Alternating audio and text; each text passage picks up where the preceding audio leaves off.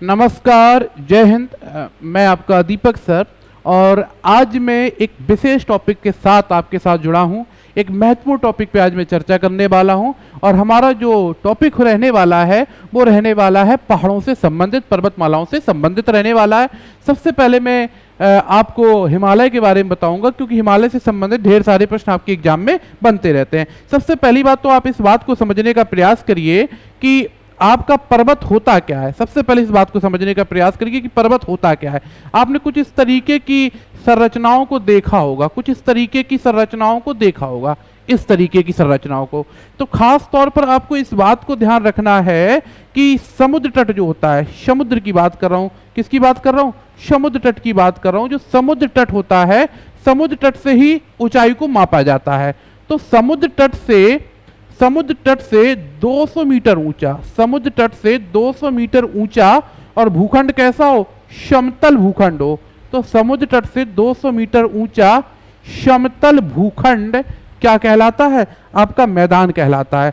तो वही समुद्र तट से 200 मीटर ऊंचा समतल भूखंड को मैदान कहते हैं और समुद्र तट से 200 मीटर से लेकर 600 मीटर ऊंचा एक गुंबदाकार आकृति, कैसी आकृति, गुंबदाकार आकृति क्या कहलाती है, पठार कहलाती है। तो समुद्र तट से 200 मीटर ऊंचा समतल मैदान क्या कहलाएगा, मैदान। और समुद्र तट से कितना, समुद्र तट से 200 से 600 मीटर ऊंचा एक गुंबदाकार आकृति पठार कहलाती है। और जो आपके 600 मीटर से 2500 मीटर ऊंचे आकृति वाले होंगे उन्हें हम पहाड़ कहते हैं या पहाड़ी कहते हैं, हिल्स कहते हैं। और जो आकृति समुद्र तट से 2500 मीटर से अधिक ऊंची हो, क्या हो, अधिक ऊंची हो, वह आपके पर्वत कहलाते हैं। क्या कहलाते हैं, पर्वत कहलाते हैं। आपने देखा होगा हिमालय पर्वत, लेकिन आपने सुना होगा, क्या सुना होगा, अरावली पहाड़ियां, नीलगिरी पहाड़ियां। पहाड़ियां और पर्वत में विशेष अंतर क्या होता है कि जो पर्वत होते हैं वो अधिक ऊंचे होते हैं, अधिक लंबे विस्तारित होते हैं। तो कुछ अंतर आप समझने का यहाँ प्रयास करिए कि समुद्र तट से 200 मीटर ऊंचे समतल भूखंड को मैदान और समुद्र तट से 200 से 600 मीटर ऊंचे एक गुंबदाकार आकृति को पठार और समुद्र तट से 600 से 2500 मीटर ऊंचे आकृति को हम पहाड़ या हिल्स कहते हैं। और जो आपके पर्वत या माउंटेन होते हैं उनकी ऊंचाई 2500 मीटर से अधिक रहने वाली होती है या अधिक होती है। अगर हम पठारों की बात करें तो आपने एक पठार सुना होगा और बहुत महत्वपूर्ण पठार है, तिब्बत का पठार। क्या, तिब्बत का पठार। और तिब्बत के पठार से आपको याद आ जाएगा कि तिब्बत का पठार या पामीर का पठार, दो नाम आपने सुनेंगे, दोनों एक ही के नाम है। यह सबसे बड़ा और सबसे ऊंचा, हम बड़ा भी कह सकते हैं। सबसे बड़ा पठार कौन सा है, तिब्बत का पठार। सबसे ऊंचा पठार कौन सा है, आप क्या बताएंगे, तिब्बत का पठार। यह लगभग 6000 मीटर अधिक ऊंची ऊंचाई पर बसा हुआ एक पठार है। इसे विश्व की छत भी कहा जाता है। क्या कहा जाता है, विश्व की छत। क्योंकि जो पठार होते हैं वो भूकंप की दृष्टि से सुरक्षित होते हैं। जैसे हमारी छत हमें कई प्रकार की मौसम से बचाती है, उसी तरीके से पठार भी हमारी रक्षा करते हैं, इसीलिए इसे विश्व की छत कहते हैं। अब हम लोग आ जाते हैं, हमारा जो टॉपिक रहने वाला है वो पर्वत वाला टॉपिक रहने वाला है। उस पर्वत वाले टॉपिक पे हम लोग चर्चा करने वाले हैं। तो आ जाते हैं पर्वत क्या होते हैं। और सबसे पहले पर्वतों पे अगर हम बात करें तो आपको ध्यान इस बात का रखना है, जो पर्वत होते हैं वो 3 प्रकार से खास तौर पे हम इन्हें बांट देते हैं।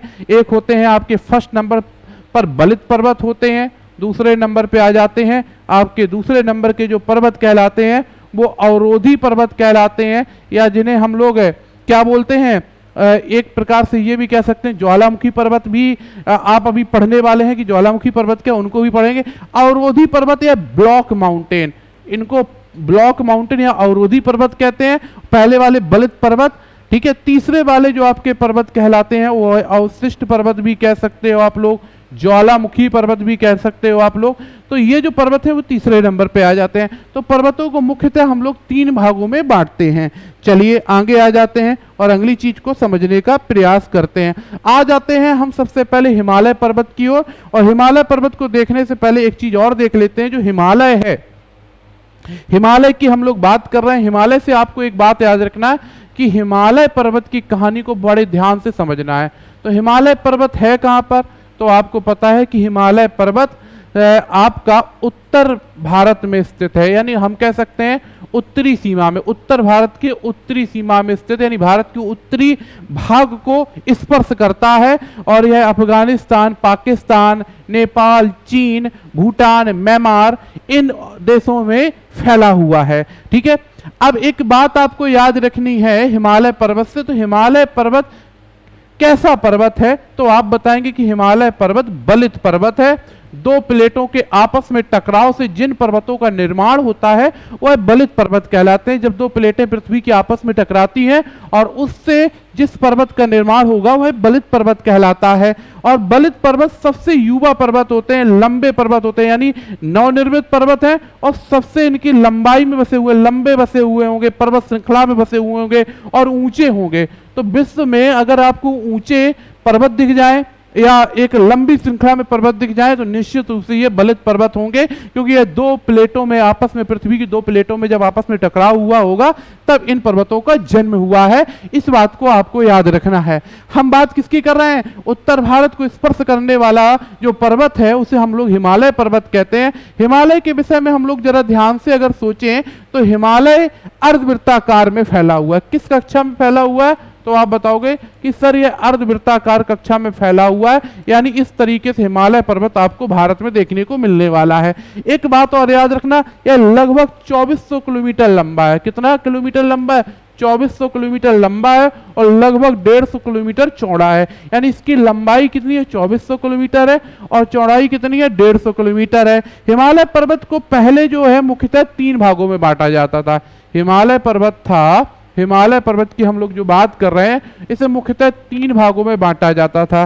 पहला भाग क्या कहलाता था? ट्रांस हिमालय कहलाता था, या जिसे हम लोग प्राचीन हिमालय कहते हैं, प्राचीन हिमालय।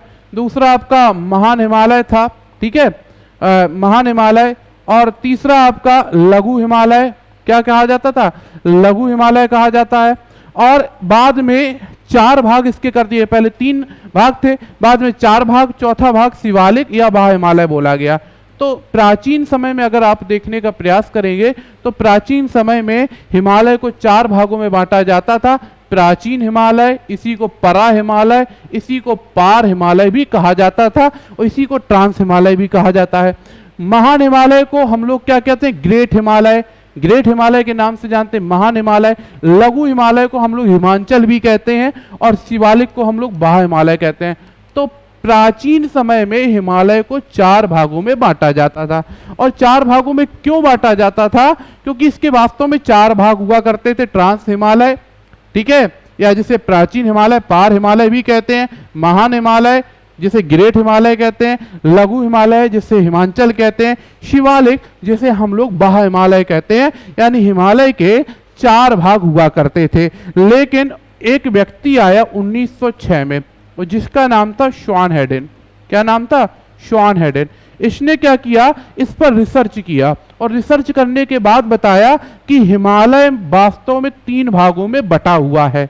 यानी जो ऊपर वाला भाग है जिसे आप प्राचीन हिमालय, पार हिमालय कहते हैं, वह हिमालय का हिस्सा नहीं है। ये कब तय हुआ? 1906 में एक वैज्ञानिक ने बताया कि जो आपका ट्रांस हिमालय, जिसे आप प्राचीन हिमालय या परा हिमालय कहते हैं, यह वास्तव में हिमालय का हिस्सा नहीं है। इसमें मिट्टी जो है वो हिमालय से मिलती जुलती मिट्टी नहीं है। अथवा तब से हम लोग हिमालय को केवल 3 भागों में बांटते हैं, महान हिमालय, लघु हिमालय, शिवालिक या बाह्य हिमालय। अब हम लोग आ जाते हैं अपने मैप में और मैप में इसे समझने का प्रयास करते हैं। तो देखिए, आप यहां पर ध्यान से देखने का प्रयास करिए और समझने का भी प्रयास करिए। जरा ध्यान से देखिए, ये जो आपको दिख रहा है ये हिमालय, ठीक है, इस हिमालय की बात कर लेता हूं। इसी हिमालय को हम लोग कहते हैं क्या? इस हिमालय को हम लोग बोलते हैं महान हिमालय। क्या बोलते हैं? महान हिमालय। ये आपका जो हिमालय है महान हिमालय है और इसकी ऊंचाई लगभग 6100 मीटर है। औसत ऊंचाई है 6100 मीटर, यानी यह हिमालय लगभग 6100 मीटर ऊंचा है। ठीक है, इसके बाद अगर हम बात करें, इसी को महान हिमालय हम लोग कह रहे हैं। और यही हिमालय के बाद में अगर आप नीचे की ओर देखोगे तो इस तरीके से एक हिमालय आपको और देखने को मिलेगा, और इस हिमालय को हम लोग क्या कहते हैं? इस हिमालय को हम लोग बोलते हैं लघु हिमालय। क्या बोलते हैं? लघु हिमालय कहते हैं इस हिमालय को। तो हिमालय का एक हिस्सा आपको और देखने को मिलेगा, ठीक है, और जिसे हम लोग क्या बोलेंगे? लघु हिमालय बोलेंगे। ये हिस्सा आपका कहलाएगा लघु हिमालय का, ठीक है। और उसके नीचे आपको एक हिस्सा और देखने को मिलता है जो कश्मीर से लेकर कोसी नदी तक दिखेगा, और थोड़ा बहुत आपको असम और अरुणाचल प्रदेश में देखने को मिलता है। तो जो हिमालय है वह वास्तव में 3 भागों में बटा हुआ है। महान हिमालय, फिर आ जाएगा आपका लघु हिमालय, फिर क्या आ जाएगा आपका ये वाला जो हिमालय दिख रहा है इसे बोलेंगे हम लोग क्या? लघु हिमालय। ये हो गया लघु हिमालय, ठीक है। और ये वाला जो हिमालय आपका देखने को मिल रहा है, इस हिमालय को हम लोग क्या बोलते हैं? इस हिमालय को हम लोग कहते हैं कौन सा हिमालय? इस हिमालय को हम लोग कहते हैं वाह हिमालय या शिवालिक। वाह हिमालय या शिवालिक कहते हैं। तो ये बात आपको याद रखना है कि वास्तव में जो आपका हिमालय है वो ये हो गया, जो पीले लाइन से आपको दिख रहा है, ये महान हिमालय है। यह अर्धवृत्ताकार कक्षा में है, ठीक है। इसने उत्तर की ओर मोड़ लिया हुआ है, ठीक है। आप यहां पर देखो, ये हल्का क्या है? अर्धवृत्ताकार कक्षा में देखने को मिल रहा है, और दोनों छोर पर इसने दक्षिण की ओर मोड़ लिया है। यानी यहां पर जो आपको महान हिमालय दिख रहा है इसे सुलेमान पर्वत कहते हैं। तो महान हिमालय का सुलेमान नाम कहां है? तो आप बताएंगे कि महान हिमालय को सुलेमान के नाम से पाकिस्तान में जाना जाता है, और महान हिमालय को अराकान पर्वत के नाम से म्यांमार में जाना जाता है। तो ये महान हिमालय जो है वह कश्मीर से लेकर आपका अरुणाचल प्रदेश तक विस्तारित है। दोनों तरफ इसने दक्षिण की ओर मोड़ लिया हुआ है। यह भी माना जाता है कि इसी का डूबा हुआ हिस्सा अंडमान निकोबार ही है। इसी का डूबा हुआ हिस्सा अंडमान निकोबार है जो समुद्र में डूबा हुआ है। तो ये हिमालय महान हिमालय है जो कश्मीर से लेकर अरुणाचल प्रदेश तक गया है। इसने दोनों तरफ, दोनों छोर पर दक्षिण की ओर मोड़ लिया है। सुलेमान पर्वत के नाम से पाकिस्तान में, अराकान के नाम से म्यांमार में इसे जाना जाता है। इसके नीचे वाली जो श्रृंखला दिख रही है यह है आपकी लघु हिमालय, जिसे हम लोग मध्य हिमालय भी कहते हैं या हम लोग हिमांचल भी कहते हैं। और लास्ट में जो आपको दिख रही है ये श्रृंखला आपकी वाह हिमालय या शिवालिक कहलाती है। सबसे ऊंची जो आपकी पर्वत श्रृंखला है वो आपकी महान हिमालय की, जो लगभग 6100 मीटर औसत 6100 मीटर ऊंची है। इसकी सबसे ऊंची चोटी माउंट एवरेस्ट 8848.86 मीटर ऊंची है। और दूसरी अगर हम पर्वतमाला की बात करें तो इस पर्वतमाला का नाम है लघु हिमालय, या लगभग 4000 से 4200 मीटर ऊंची प्रतीत होती है। और लास्ट वाला 1200 से 1300 मीटर ऊंची पर्वत श्रृंखलाएं आपको यहां पर देखने को मिलेंगे। लेकिन जो आपको ऊपर दिख रहा है, ये जो दिख रहा है काराकोरम, लद्दाख, जास्कर, ये वास्तव में आपका है ट्रांस हिमालय। क्या है? ट्रांस हिमालय, जिसे स्वान हेडन ने हिमालय का हिस्सा नहीं बताया था। तो ट्रांस हिमालय हिमालय का हिस्सा नहीं है, यह बताया गया कि पामीर की गांठ का हिस्सा है। किसका हिस्सा है? पामीर की ग्रंथि या गांठ का हिस्सा है। यह कहा गया कि जो महान हिमालय है वह बस केवल जो हिमालय है वह 3 भागों में बटा हुआ है, महान हिमालय, लघु हिमालय और शिवालिक। और 1906 में स्वान हेडन ने क्या बताया था? 1906 में स्वान हेडन ने बताया कि हिमालय मात्र 3 ही इसकी पर्वत श्रृंखलाएं हैं, महान हिमालय, लघु हिमालय और शिवालिक। जबकि जिसे आप प्राचीन हिमालय कहते हो, जिसे आप ट्रांस हिमालय कहते हो, ये हिमालय का हिस्सा नहीं है। इसमें मिट्टी हिमालय से मिलती जुलती नहीं है। इसकी मिट्टी पामीर की ग्रंथि से मिलती जुलती है, पठारी मिट्टी देखने को मिलती है। वास्तव में यह किसका हिस्सा है? यह कहीं ना कहीं पामीर की ग्रंथि का हिस्सा है।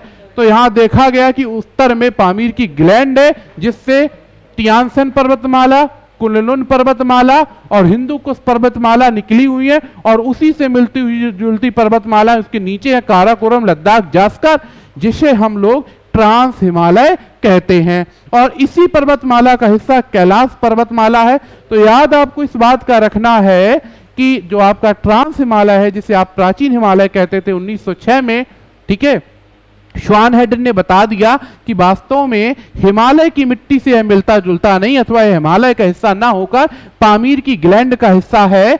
और ग्लैंड किसे कहते हैं, जहां दो या दो से अधिक पर्वतमालाएं आपस में मिल जाती हैं उसे ग्रंथि या ग्लैंड कहते हैं। और ये पामीर की ग्लैंड से ही हिंदू कुश पर्वतमाला, टियानसिन पर्वतमाला, कुल्लू पर्वतमालाएं आपस में आकर मिल जाती हैं जिसे ग्लैंड कहते हैं। और यहीं से काराकोरम और लद्दाख और जास्कर के सबूत प्राप्त होते हैं। ठीक है, इसीलिए काराकोरम, लद्दाख और जास्कर को हम लोग ट्रांस हिमालय या प्राचीन हिमालय कहते हैं, जो वास्तव में हिमालय का हिस्सा ना होकर पामीर की ग्रंथि का हिस्सा माना जाता है। और जबकि हिमालय प्रमुख रूप से 3 भागों में बांटा गया, महान हिमालय, लघु हिमालय और बहा हिमालय।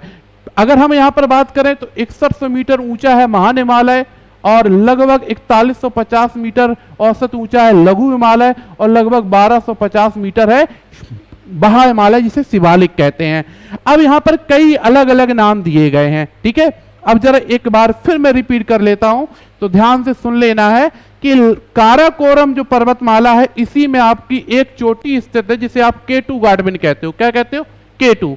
तो K2 गार्डविन ऑस्टिन भारत की सबसे ऊंची चोटी है। इसकी ऊंचाई 8611 मीटर है, लेकिन यह हिमालय का हिस्सा नहीं है, यह काराकोरम पर्वतमाला का हिस्सा है। इसीलिए जब प्रश्न बनता है कि भारत में हिमालय की सबसे ऊंची चोटी कौन सी है तो आप लोग कंचनजंगा बताते हो, और भारत की सबसे ऊंची चोटी क्या है तो K2 गार्डविन ऑस्टिन बताते हो, जो हिमालय का हिस्सा नहीं है। हिमालय को प्रमुख रूप से 3 भागों में बांटा गया है, महान हिमालय, लघु हिमालय और शिवालिक। महान हिमालय में अगर आप देखेंगे तो महान हिमालय अर्धवृत्ताकार कक्षा में फैला है, 2400 किलोमीटर इसकी लंबाई है, चौड़ाई लगभग 150 किलोमीटर है। इसने दोनों ओर दक्षिण की ओर मोड़ लिया हुआ है। पाकिस्तान में इसे सुलेमान पर्वत और म्यांमार में इसे अराकान पर्वत के नाम से जाना जाता है। अगर हम बात करें इसमें सबसे ऊंची पहाड़ियों की तो सबसे ऊंची नंगा पर्वत, ठीक, गासेबिरम, मासेबिरम, अन्नपूर्णा, धौलागिरी, गुसाई खान, गौरी शंकर, माउंट एवरेस्ट, लाहौसे, कंचनजंगा और नामांचा बारवा पर्वत, ये सभी ऊंची पर्वतमालाएं महान हिमालय का ही हिस्सा हैं।